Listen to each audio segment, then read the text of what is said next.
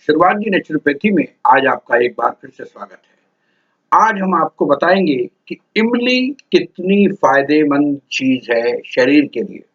जी हाँ, इमली का नाम लेते ही उसके खट्टे मीठे स्वाद से मुंह में पानी आ जाता है। इमली का उपयोग अक्सर लोग अपना खाने में स्वाद या गोलगप्पे में या चाट में इसमें डालकर खाते हैं, जिससे उसका टेस्ट जो खाने का है अच्छा हो जाता है। लेकिन इसके अलावा ये कितनी फायदेमंद है शरीर के लिए, इसमें कितने औषधीय गुण हैं, इसके बारे में हम आज आपको बताएंगे।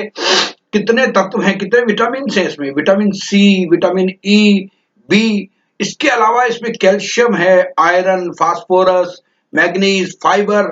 फाइबर की बहुत अच्छी मात्रा, और सबसे अच्छी बात क्या है कि एंटीऑक्सीडेंट है। जी हाँ, अब आप सोचिए, एंटीऑक्सीडेंट होने के कारण ये वजन घटाने के लिहाज से इमली सेहत के लिए बहुत अच्छी है। तो आपको अगर वजन भी घटाना हो तो आप इसका इस्तेमाल कर सकते हैं।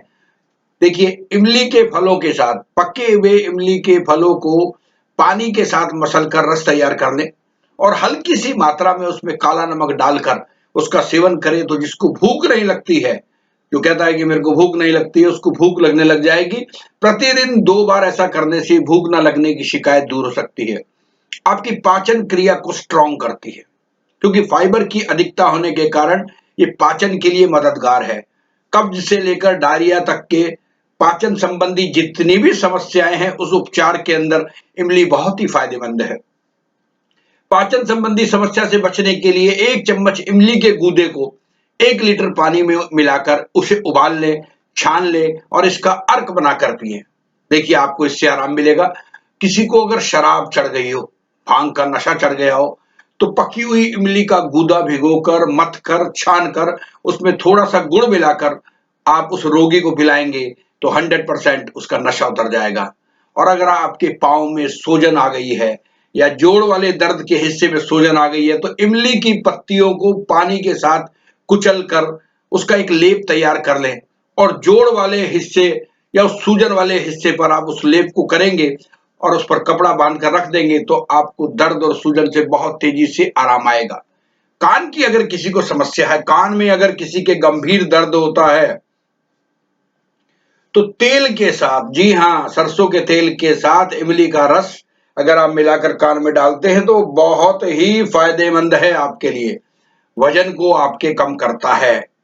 आपका वजन अगर बढ़ रहा है और आपको शिकायत है कि वजन कम नहीं हो रहा, तो इमली इसके लिए बहुत फायदेमंद है, क्योंकि इसके अंदर हाइड्रो ऑक्साइडेड एसिड की मौजूदगी में फैट को जलाने वाला एंजाइम जो है उसको बढ़ाने में मदद करता है, जिससे वजन घटने में मदद मिलती है।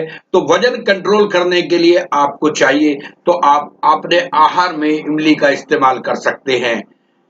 जुकाम की अगर आपको शिकायत है तो इमली के फूलों के सूप में तीव्र ठंड का इलाज किया जा सकता है। अगर आपके सीने में जलन हो रही है तो आप पकी हुई इमली के रस को मिश्री के साथ मिलाकर पिए, इससे भी आपकी जलन ठीक होती है। इवन ये मान के चलिए कि पीलिया का रोग, अगर पीलिया की शिकायत किसी को है तो इमली की पत्तियों और फूलों को पानी में उबालकर उसका काढ़ा तैयार कर लें। इस काढ़े का सेवन पीलिया से ग्रसित रोगी को दिया जाए और इस काढ़े का सेवन 1 सप्ताह तक प्रतिदिन 2 बार अगर आप उसे देते हैं तो पीलिया में भी उसको फायदा पहुंचता है। आपके नर्वस सिस्टम को स्ट्रांग करता है, दिल के लिए लाभकारी है। जी हाँ, पोटेशियम की मौजूदगी से इमली ब्लड प्रेशर को कम करने में मदद करता है। साथ ही इमली में पाया जाने वाला फाइबर भी कोलेस्ट्रॉल को कम करने में मदद करता है। इमली के एंटीऑक्सीडेंट फ्री रेडिकल्स को चेक में रखता है। इन सब के साथ होने का मतलब ये होता है कि आपका दिल हेल्दी रहता है। और अगर आपको पेचिश, आपकी आंतों में सूजन है या आपके दस्त के मल में अत्यंत बलगम या रक्त का निकास होता है और आप बुखार और पेट दर्द की समस्या से आप परेशान हैं, तो इमली का पेय पेचिश के लिए बहुत ही लाभकारी है।